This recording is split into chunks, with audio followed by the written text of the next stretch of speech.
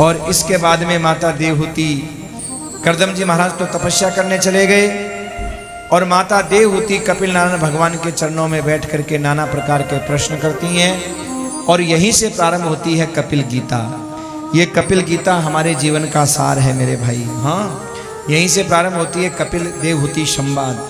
भागवत के तृतीय स्कंद के 25वें अध्याय के 7वें श्लोक में माता देवहूति प्रश्न कर रही है। क्या कह रही है? निर्विन्नाम नितराम भूमन असद इंद्रिय दर्शना येन संभाव्यमानेन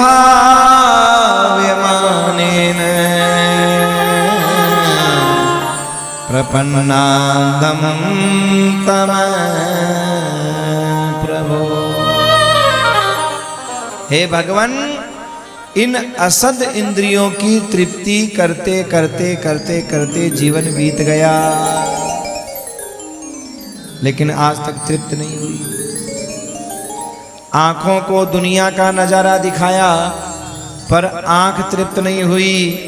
कानों को दुनिया का संगीत सुनाया लेकिन कान तृप्त नहीं हुए। जीभ को 56 भोग खिलाया लेकिन जीभ तृप्त नहीं हुई। खूब खिलाया हमारा, हाँ?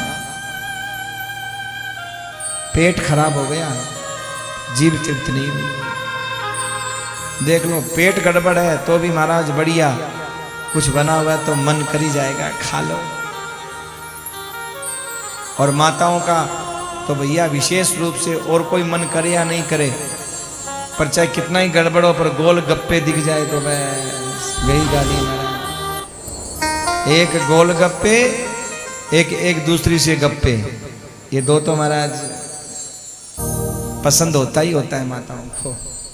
कहने का मतलब क्या है सजनों? माता देवहूति कहती है, हे नारायण, इन असद इंद्रियों की तृप्ति करते करते ये जीवन बीत गया, लेकिन ये असद इंद्रियां तृप्त नहीं हुई।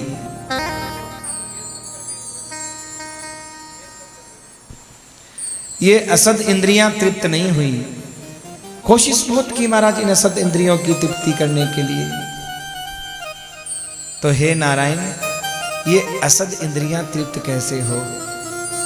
तो कपिल नारायण भगवान कहते हैं, माँ, ये इंद्रियां तो एक बकरी की तरह है।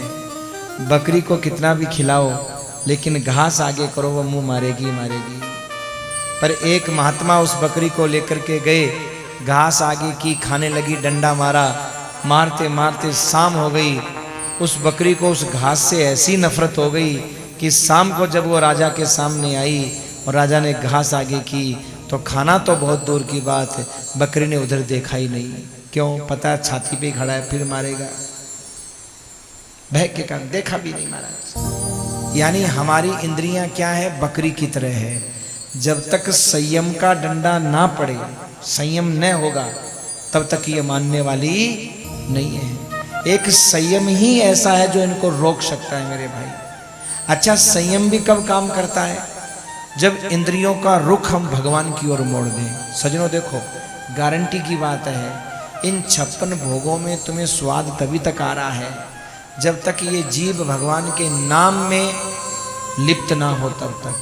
और जब भगवान के नाम में ये जीभ लिप्त हो जाएगी ना, आप स्वयं ही ये कचौड़ी पकौड़ी मंगोड़ी ये उल्टा सीधा नहीं भैया, सिंपल सादा एकदम, आप स्वयं वही खाना शुरू कर दोगे। अभी तो मजबूरी में खा रहे हो कि नहीं बीमार नहीं हो जाए, बीमार नहीं हो जाए, फिर आपका मन ही नहीं करेगा कि ठीक है, जीविका चलाने के लिए थोड़ा सा 2 रोटी लेनी है बस, ठीक है।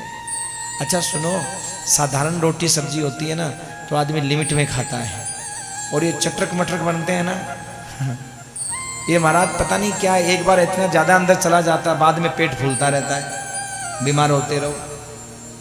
इसीलिए संत महात्मा साधारण भोजन करते हैं। उसका कारण एक ये भी है, वो नाना प्रकार की सब्जियां नहीं बनाते हैं। नाना प्रकार की सब्जियां किसको चाहिए? जिसको भूखी नहीं है। भूख हो तो महाराज एक सब्जी बहुत होती है पेट भरने के लिए, और भूख नहीं है तो 10 बनी है तो भी उसमें ऐसे ऐसे करते रहो। ओहो क्या है, कैसे? बस ये जीव रूपी इंद्री जिसको 56 भोग खिलाया, लेकिन कपिल नारायण भगवान कहते हैं, माँ, ये 56 भोग से कभी तृप्त नहीं होती।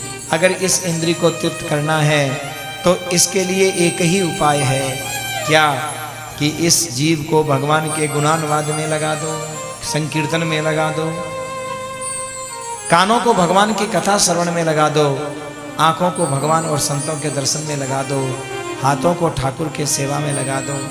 यानी अपने कर्म, अपने नित्य कार्य को करते हुए इन इंद्रियों का रुख जब भगवान की ओर मोड़ दोगे, ये इंद्रियां अपने आप ही तुम्हें परेशान करना बंद कर देगी मेरे भाई, अपने आप।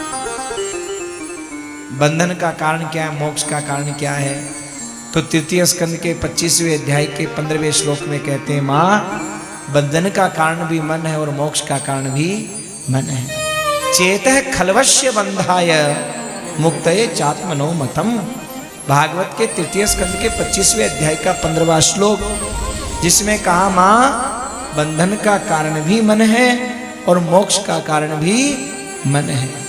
मन जब संसार में लगता है तो बंधन हो जाता है, मन जब भगवान में लगता है तो मोक्ष हो जाता है।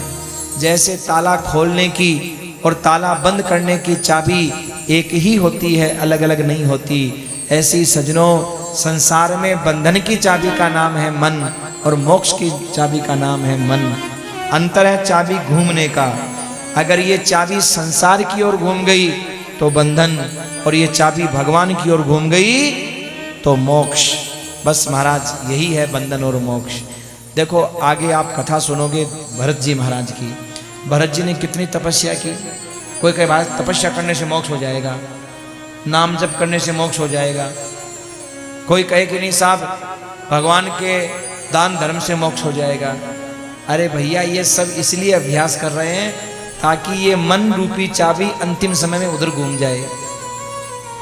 आपने जिंदगी में कितना भी कुछ क्यों नहीं किया हो, पर अगर अंतिम में चाबी संसार की ओर घूम गई, खत्म, बंधन में तुरंत मोक्ष की कामना ही मत करो आप। और जिंदगी में कुछ नहीं किया हो, अंतिम में किसी के सहारे से, नाम संकीर्तन से, चाहे कितना बड़ा पापी हो, और अंतिम में चाबी मन रूपी भगवान की ओर घूम गई, ये लो कल्याण मोक्ष सीधा। आपने वो कथा सुनी है ना, एक महात्मा के आश्रम के सामने एक वेश्या का कोठा था। जब अंत में दोनों मरे, शरीर छोड़ा बाबा जी ने और वेश्या ने, तो बाबा जी तो गए नरक में, खूब भजनानंदी थे महाराज जबकि वो, और वेश्या गई सीधी वैकुंठ में। तो किसी ने कहा ये क्यों हुआ? बोले देखो वो जो बाबा जी थे ना, वो जो घुंघरू की धमाल की छमछम आवाज आती ना, तो मन करता वाह क्या नृत्य हो रहा होगा, मन चला जाता वहां पे, क्या नृत्य हो रहा होगा, लोग वाह वाह कर रहे होंगे, और हम कहाँ यहाँ पड़े हैं महाराज बाबा जी बन करके। अच्छा वो जो वेश्या थी ना, वो क्या थी पता है? वो नाचती कोठे पर थी, पर मन ही मन यही सोचती थी, हे भगवान बताओ कहाँ मैंने अपने जीवन को बर्बाद किया है। धन्य तो वो महात्मा है जो तपस्या कर रहे हैं, साधना कर रहे हैं, भगवान का नाम ऐसे ले रहे होंगे, ऐसे ले रहे होंगे। और भैया हमारे यहाँ तन से बड़ा मन का संग देखा जाता है। अगर मन से कोई संग है तो सत्संग कहते हैं, और अगर तन से संग है तो सत्साथ कहते हैं। सत्साथ की महिमा नहीं है, सत्संग की महिमा है। इसलिए उस कोठे में होते हुए भी वो सत्संग में रही, और बाबा जी सत्साथ में रहे लेकिन सत्संग में नहीं रह पाए। इसलिए मन की बड़ी महिमा है भैया।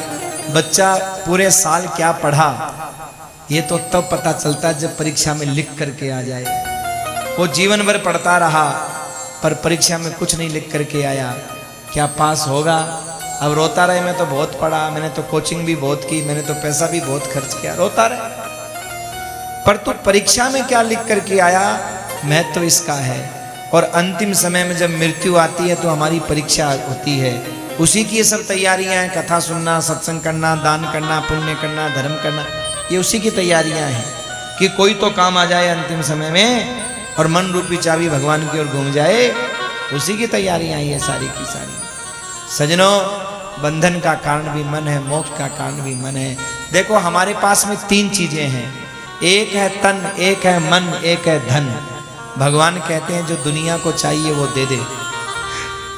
पर दुनिया को जो नहीं चाहिए ना वो तू मुझे दे दे। अब दुनिया को क्या चाहिए? तन से सेवा करो और धन ला करके दो। यकीन नहीं हो तो पूछ करके देख लो अपने परिवार वालों को कि हम रुपया तुमको देंगे नहीं, तन से कोई काम करेंगे नहीं, बस हमारा मन तुम्हारे पास है। दुनिया वाले क्या बोलेंगे? मन को चाटें, ओढ़ें, बिछाएं, अचार डालें तेरे मन का, क्या करें? कोई पसंद नहीं करेगा हमारा तुम्हारे मन को। लेकिन यहाँ भागवत के तृतीय स्कंद के 25वें अध्याय के 15वें श्लोक में कहते हैं कि मन ही तो वो चाबी है, मन ही तो अनमोल हीरा है जो भगवान से मिलाता है। दुनिया इसकी कीमत नहीं समझती है पर भगवान तो इसकी कीमत समझते हैं। इसलिए भैया गोस्वामी जी महाराज भी रामचरितमानस में कहते हैं कर से कर्म करहूँ विधि नाना, कर से कर्म करहूँ विधि